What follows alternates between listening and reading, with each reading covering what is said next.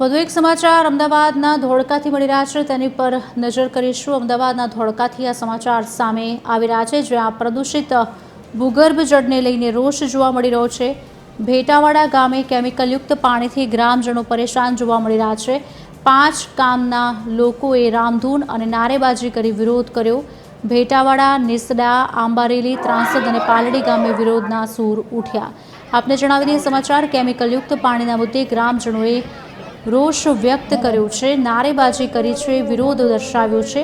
5 ગામના ખેડૂતો ભેગા થયા છે, લોકો ભેગા થયા છે। કેમિકલયુક્ત પાણીના મુદ્દે ગ્રામજનોએ આંદોલનનો માર્ગ પણ અપનાવ્યો છે। નગરપાલિકા તથા આસપાસના એકમોમાં દૂષિત પાણી આવે છે, કેમિકલયુક્ત પાણી છોડવામાં આવતું હોવાનો પણ ગ્રામજનોએ આક્ષેપ કર્યો છે।